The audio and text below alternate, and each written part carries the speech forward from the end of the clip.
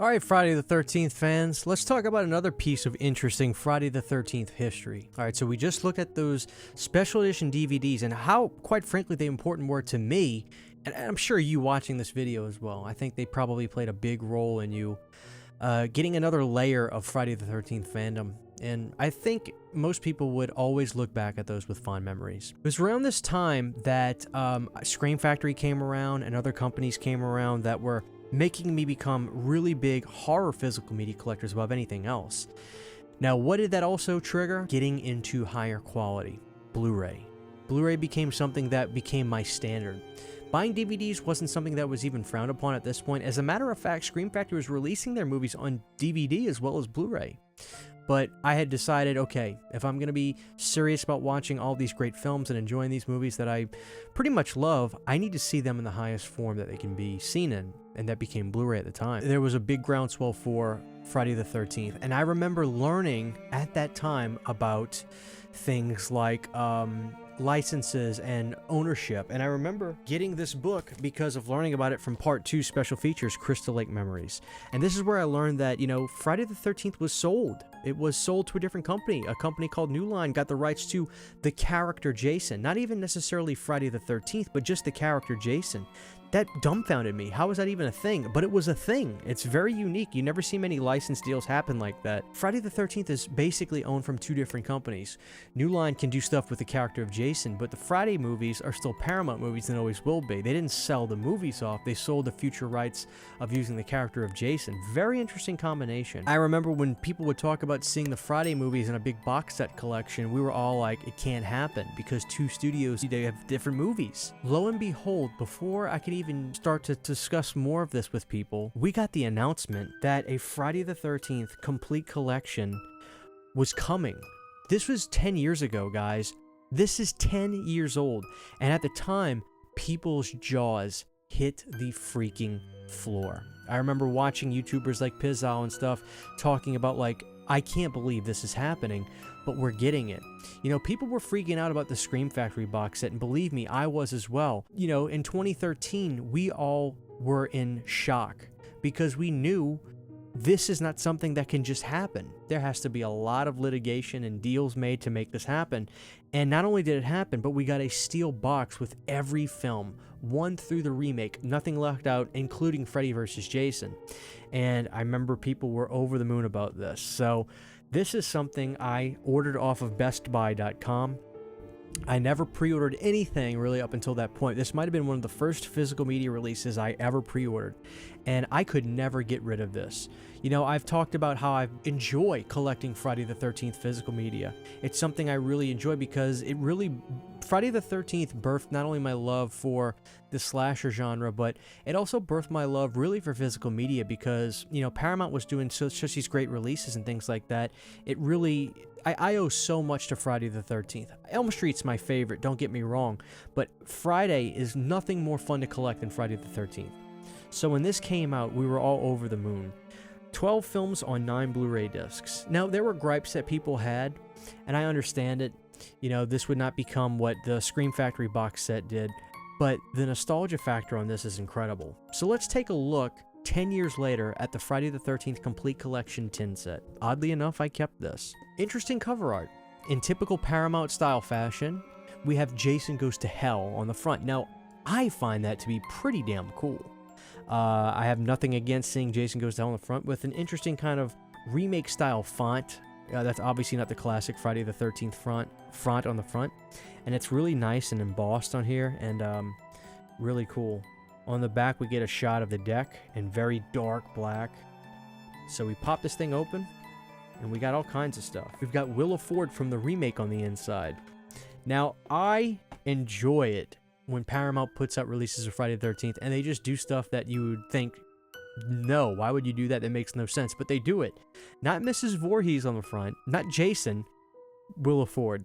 And I just think it's funny because it's so on brand with the way Paramount does all their Friday releases. So one of the things we get here is this You're All Doomed. I tried to warn the others You're All Doomed wristband, which I've kept. I've never used it. I put it right here and here. We also get Part 3 glasses.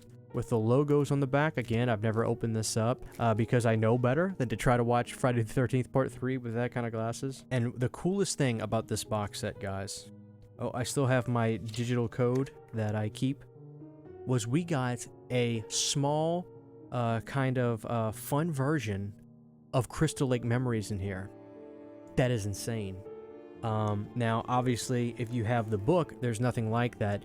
But this was a really fun little way to kind of sell you the book.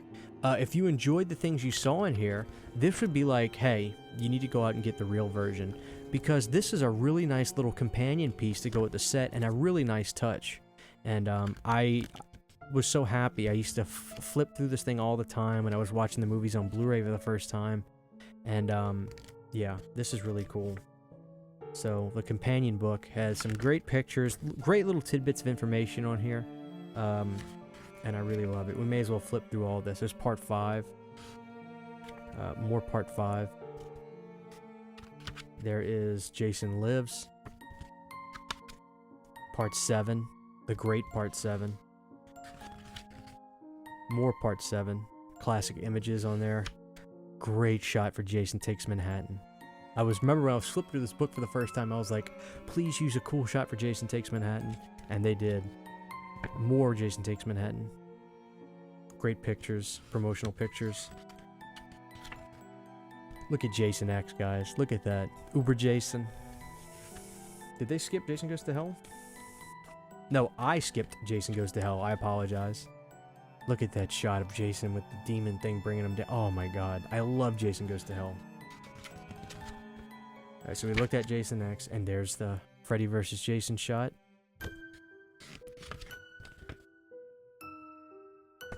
And of course, we've got this really cool shot of Freddy and Ken on there. Really cool. So then we get our box of movies. Now here we go, Friday the 13th, the complete collection. Nothing on the back. Now this was what's really cool. Look at that bloody 13 on the front. I remember that just was being really cool. So we open up the front, we got Pamela Voorhees, and all the discs have the same style of artwork, if you've never seen it. They all look like this. We got the logo on the top, and kind of like this black, scratchy look. I love this box set, guys. I mean, I don't know that I'll ever find a box set that I love more than this, with all its flaws including. Part 2 shows that great shot of the Mrs. Voorhees head. There's part 3. Part 4, this would be the last one with its own disc, guys. Part 5 and 6 share their disc. The great part 7 and great part 8. Great shots on there. They don't have fun little, you know, body counts and stuff like the previous one we looked at. Jason Goes to Hell and Jason X. The disc is the rated cut, but the digital code that came with this box set would have given you, for the first time, an HD version of Jason Goes to Hell uncut. We know about the debacle that happened with the Scream Factory box set where they had to do reissued discs because it wasn't fully uncut.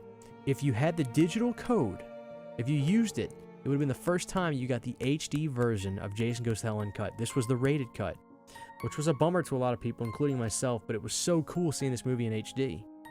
Freddy vs. Jason. Then we've got the remake. And the coolest part was the bonus disc, which featured all those really cool extras that we saw in the old school Paramount DVDs with all those interviews and mini documentaries and stuff. So they gave you all that. And that, my friends, was a look back at the 2013 Friday the 13th complete collection box set. And I just say, if you ever see this at a reasonable price, guys, this was an incredibly important part of Friday the 13th physical media history, and something I'll always love and cherish. I love this box set to death. I love the Scream Factory box set. I don't know that I'll do a video on that. It's not that old, so doing some sort of fun revisit on it might seem a little pointless unless you guys want to go through it. But this box set right here, guys, is an incredible piece of history, and I love it to death. 10 years later, the box set, the original complete collection box set, still lives on, guys.